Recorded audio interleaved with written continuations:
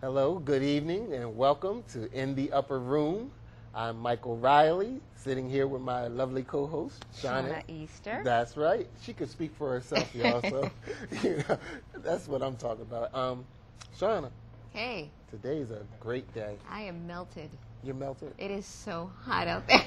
Yeah, well, it's great heat out there, and it was humid, too, you know? And I'm not complaining, because believe me, I would much rather have it like this than cold. Okay. It's the cold weather that I can't deal with. So it's tough to get around in, but yeah, I'm doing all right. How you doing? I'm good.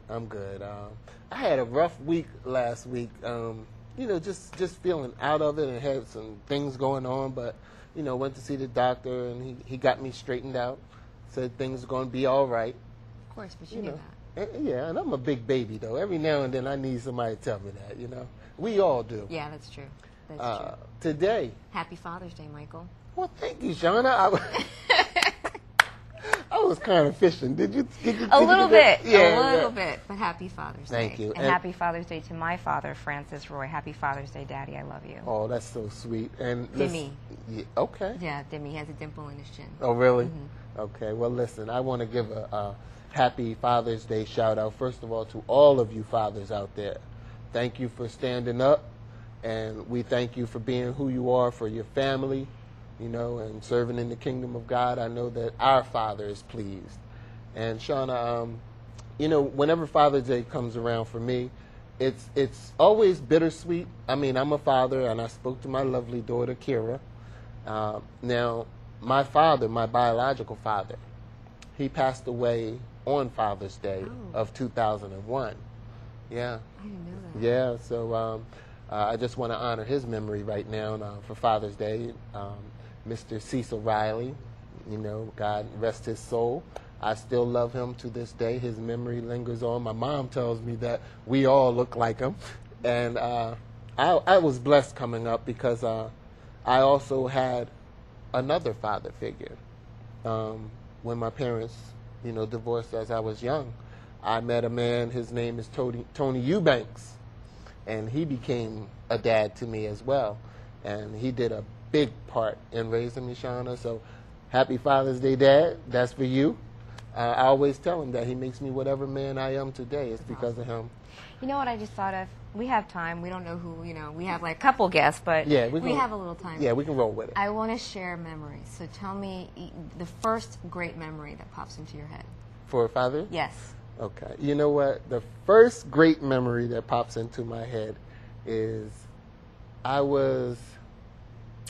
guess I was around 4, and my father took me in town because we were living out in Newcastle.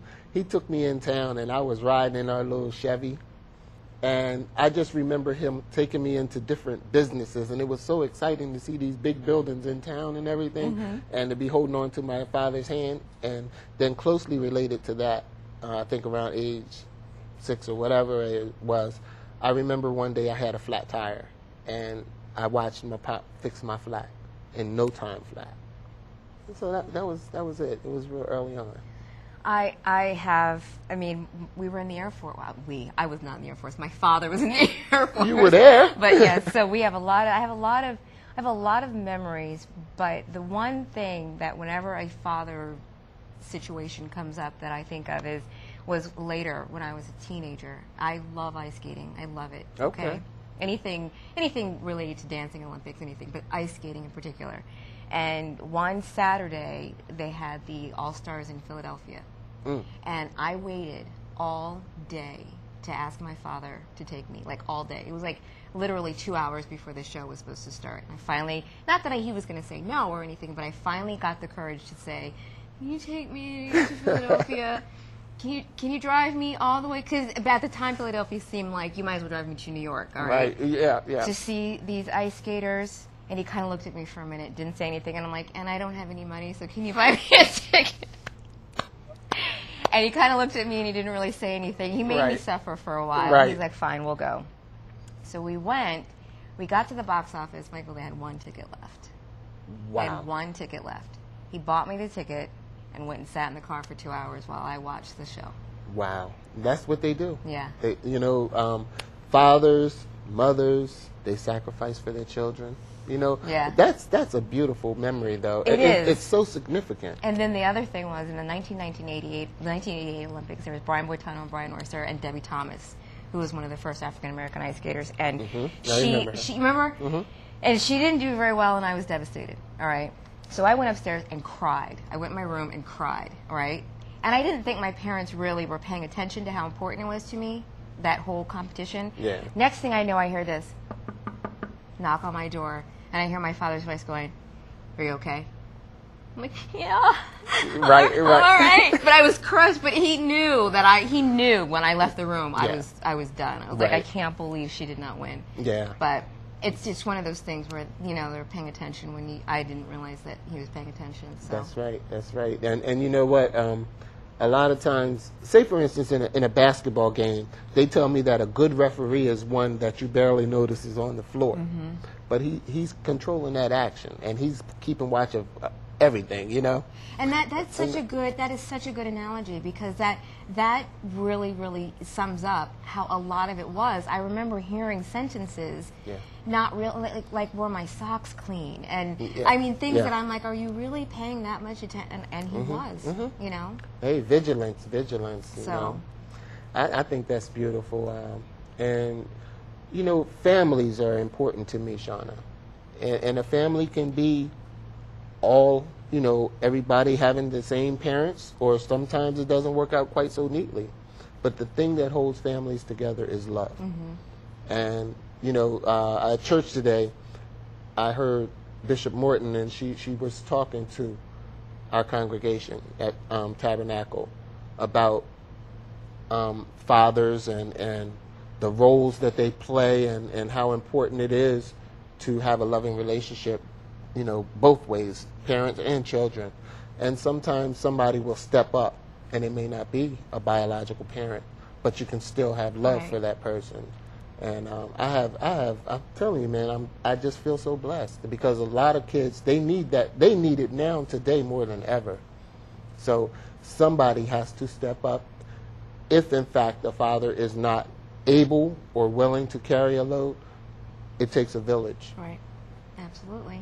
And, you know, it's funny because we have Doc Pritchard in the room, and Yes. he is the first person that sprang to mind when you said that. Yeah, oh yeah, yes indeed. And he's a part of so many people in this town, and spread out all over now because he's had thousands of students. But Doc Pritchard has been a father figure to so many children. And then you and I were talking when we were doing the basketball tournament, and you know, you were all over the place that day. I was like, I had some family stuff to do, and I only did like one show thing. You were like at the art center, you were at the game, you were back at the game, But we were talking about how Mr. and Mrs. Pritchard were there from the beginning and to the end. I was there for like an hour. You were there for a couple hours, but they were there all day. All day. And not only was Doc Pritchard at Bancroft, he also split time, went over to Bayard, then he came back over to Bancroft. He literally worked all day long, he and his wife. Wow. Yeah. It's fantastic. So. Yeah. So we're just hoping, you at home, we're hoping that you're going to definitely enjoy tonight's program. Wait, you don't have any shout-outs? Oh, well, shouts out, let's see. Shauna, there's so many people out there we love. We love you all. Just shout out to all of y'all. You know who you are. I love you. Okay, I have a shout out to my mom and to the wonderful people who are working on my ceiling right now. Thank you very, very much to my dear friends. And I really appreciate all of the work that you're doing. The ceiling was coming down living room. Yeah. So now it's completely down, and it's on its way back up. Okay, well, I do have shouts out, but mine are going to come later. Okay. I got to get it together. All right. Well, then I'm going to get some more shouts-outs together, too. Oh, I know who. My friend Susan, who probably isn't watching, but Susan, in case you are watching, she watches us, you know, a lot. And she's one of those people that was like, oh, I was flipping through and I saw you. I'm like, you need to turn the channel on purpose and tune me in. Yeah. I'm your best friend. Susan, you better be watching. That's right. Well, I want to give a shout out to all of the fathers in my family. And, you know, like I said, you all know who you are. And you know what you are. Oh, one more shout out. Okay. Charlie. Hi, Charlie. Thank you for watching. Hey, Charlie. Thank you for watching.